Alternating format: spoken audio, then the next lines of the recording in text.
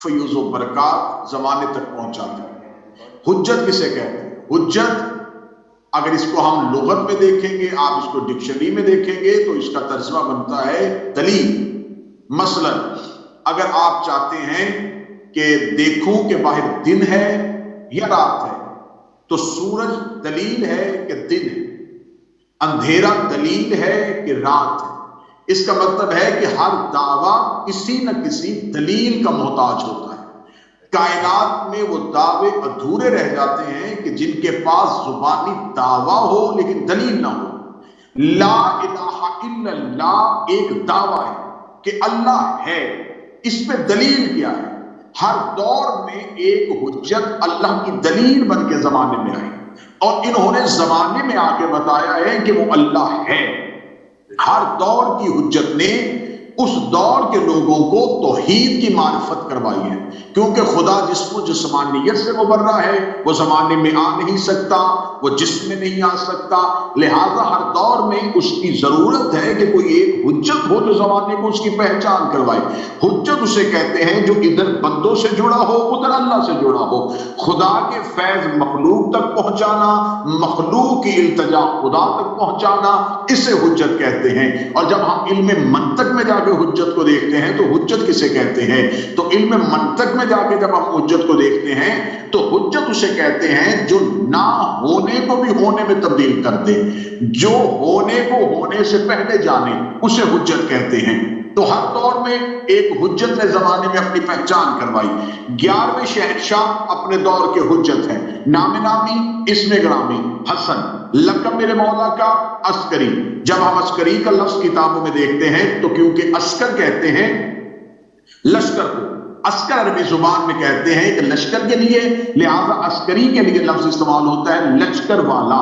یہاں پر دو روایات ملتی ہیں، میں دونوں ہی آپ کے سامنے بیان کر دیتا ہوں۔ پہلی روایت میں ملتی ہے کہ اس مولا کو عسکری اس حوالے سے کہا جاتا ہے کہ مولا کو سامرا کے جس محلے میں رکھا گیا تھا وہ محلہ فوجی چھاؤنی تھا، وہاں پہ فوجیوں کی کثرت تھی، لہذا اس کی وجہ سے امام کو عسکری کہا گیا، یعنی کہ چھاؤنی میں رہنے والا امام۔ لیکن اس روایت کو مستند نہ سمجھا گیا، یہ روایت احباب کی کتابوں میں ہے، لیکن جو ہمیں مولا سے نقل ہوئی اب میں وہ آپ کے سامنے بیان کرتا ہوں۔ اس روایت کا ماخذ اور مفہوم یہ ہے کہ جب ایک دفعہ بادشاہ وقت نے امام کو بلایا، اور جب اس نے امام کو بلایا تو اس نے ترکی سے ایک عظیم لشکر بلایا ہوا تھا جو اس دور کے خلیفہ کا استقبال کرنے کے لیے، اس دور کے خلیفہ کو سلامی پیش کرنے کے لیے آیا ہوا تھا۔ ایک بہت بڑا جمع غفیر جس کی تعداد تاریخ کی کتابوں میں 90,000 لکھی ہے۔ 90,000 کا لشکر اس دور میں مانی رکھتا تھا کہ جس بادشاہ کے 90,000 فوجی ہوں جو اسے سلامی پیش کرنے کے لیے آئے ہوں،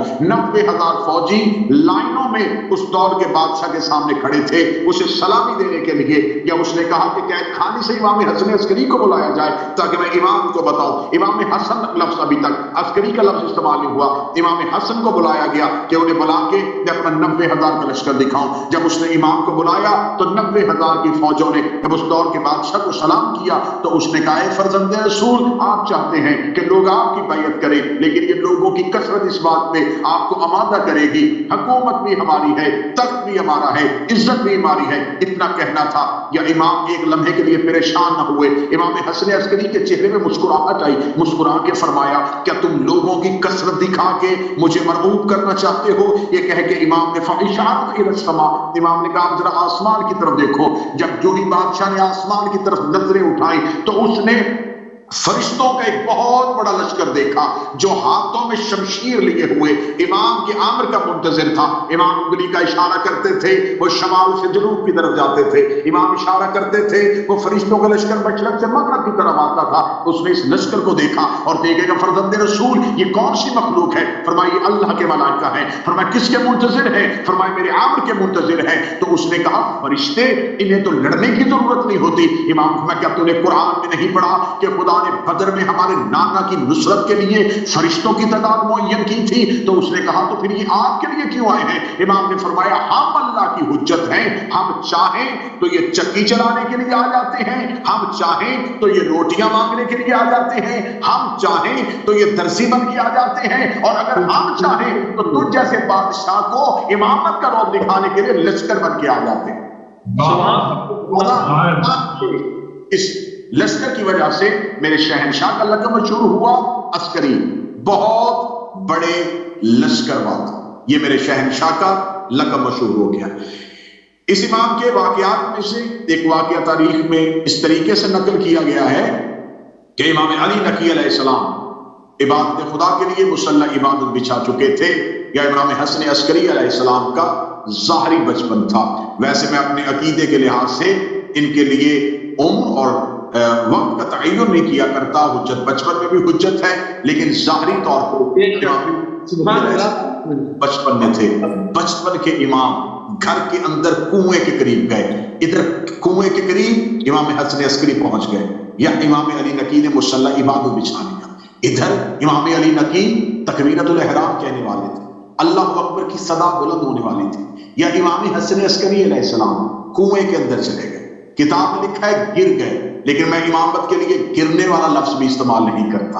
امام نے کنویں کو شرف بخشا، امام کنویں کے اندر گئے، گھر کی ایک کنیز چیختی ہوئی امام علی نقی کی طرف دوڑی، امام علی نقی کی طرف دوڑ کے کہتی ہے مولا رکیے، اپنے بیٹے کو بچائیے، اپنے بیٹے کو پکڑیے۔ یہ کہنا تھا، امام نے اللہ اکبر کہہ کے نماز کو مکمل کیا۔ نماز کو مکمل کرنے کے بعد امام نے کنیز کو بلایا، فرما کے کہا ام ولد تم کیا کہہ رہی تھی؟ فرمایا مولا آپ کے فرزند کنویں کے اندر چلے گئے ہیں، کنویں کے اندر گر گئے ہیں۔ امام نے فرمایا اب ذرا کنویں کے اندر جھانک کے دیکھو۔ جب کنویں کے اندر اس نے جھانکنا تھا تو امام پانی کے درمیان اللہ اکبر کہہ کے رکوع کی حالت میں تھے۔ امام نے فرمایا باہر آؤ، اتنا کہنا تھا، یا کنویں کا پانی باہر آنا شروع ہوا، اور امام حسن عسکری علیہ السلام کنویں کی آخری تہہ پہ پہنچے۔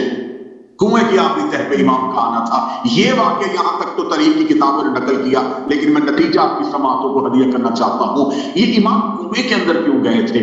یہ اس واقعے سے ہمیں سبق کیا دینا چاہتے تھے؟ امام کا فعل حکمت سے خالی نہیں ہوتا، امام کی ہر بات میں کوئی نہ کوئی راز ہوتا ہے۔ یہ امام کنویں کے اندر کیوں گئے؟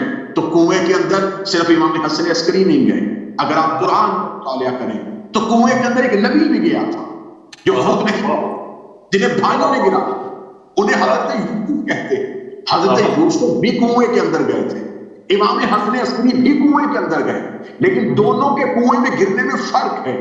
جب حضرت یوسف کنویں کے اندر گئے وہ نبی اللہ تھے، وہ اللہ کے نبی تھے، لیکن خدا ہے کہ ہم نے جبرائیل سے کہا تھا جلدی جاؤ یوسف کی مدد کرو، جسے کنویں سے فرشتہ بچائے اسے یوسف کہتے ہیں، جو عامر کہتے کنویں کے اوپر آئے اسے امام کہتے ہیں۔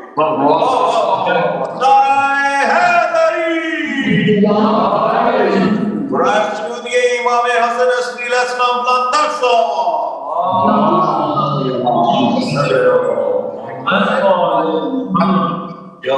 دونوں حجتوں میں فرق ہے۔ حضرت یوسف ہے، اس لیے ہم پہ الزام تو کثرت کے ساتھ لگایا جاتا ہے کہ یہ اپنے ائمہ کو انبیاء سے افضل سمجھتے ہیں، تو ہم معاذ اللہ ثم معاذ اللہ ہم انبیاء کو معصوم سمجھتے ہیں، ہم انبیاء کی توہین کے قائل نہیں ہیں، ہم معاذ اللہ ان کی توہین کو کفر سمجھتے ہیں، ہم انہیں معصوم سمجھتے ہیں، معصوم علی الخطا سمجھتے ہیں، لیکن ہم نبوت کا موازنہ امامت کے ساتھ نہیں کرتے، اس لیے کہ نبوت عہدہ ہے، بے شک نبوت وقتی طور پہ اختیار ہے۔ جیسا کہ اگر ہم نبوت کی بات کریں، خدا نے حضرت آدم کو جب بنایا تو فرمایا انی جاعل فی الارض خلیفہ، آدم تم زمین والوں کے خلیفہ۔ آدم کی خلافت صرف زمین پہ، اس کا مطلب ہے کہ آدم کی خلافت ہے صرف زمین والوں کے لیے، لیکن جب امیر المومنین کی باری آئی تو فرمایا خلیفۃ الارض والسماء، رسول نے فرمایا اے علی تو زمین میں بھی میرا خلیفہ ہے، آسمان میں بھی میرا خلیفہ ہے۔ نبوت کا ہوتا اور ہے، امامت کا ہوتا اور ہے۔ حضرت ابراہیم کے لیے خدا نے قرآن میں کہا انی جاعلک للناس اماما، ابراہیم نے ہم نے ابراہیم کو انسانوں کا امام بنایا تھا، انسانیت ختم، ابراہیم کی امامت ختم۔ ابراہیم امام ہیں لیکن انسانوں کے، لیکن جب حسن حسین کی باری آئی فرمایا امام الجن والانس، یہ انسانوں کے بھی امام ہیں، یہ جنوں کے بھی امام ہیں، یہ فرشتوں کے بھی امام ہیں، اور یہ کائنات کے مخلوق کے بھی امام ہیں۔ ابراہیم کی امامت انسانوں تک، آل محمد کی امامت کائنات کی ہر مخلوق۔ اب اس سے آگے بڑھیے، حضرت عیسیٰ نبی فرزند مریم، خدا نے انہیں اعجاز بخشا تھا. یہ اپنے ہاتھ سے کوڑی کو شفا دیتے تھے, یہ اندھے کو آنکھیں دے دیتے تھے, یہ نابینا کو بینائی دیتے تھے. ایک دن حضرت عیسیٰ کے پاس ایک شخص آیا, اس نے کہا مجھے بینائی بخش دیجیے. حضرت عیسیٰ نے اس کی آنکھوں پہ ہاتھ پھیرا, اس نے کہا مجھے آپ کی عزت کی قسم مجھے تو آنکھیں نہیں ملی. حضرت عیسیٰ نے آسمان کی طرف کر کے کہا میرے اللہ معجزہ واپس تو نہیں ہو گیا؟ آواز پروردگار ہے معجزہ واپس نہیں ہوا, یہ شخص بنی اسرائیل کا ہے. اے عیسیٰ تم نبی ہو بنی اسرائیل کے, تمہارے معجزے کی وسعت ہے صرف بنی اسرائیل کا. جو صرف بنی اسرائیل کو شفا دے اسے عیسیٰ کہتے ہیں. جو عرش سے فطرت کو ملا کے فرش پہ پردے دے اسے حسین ابن علی.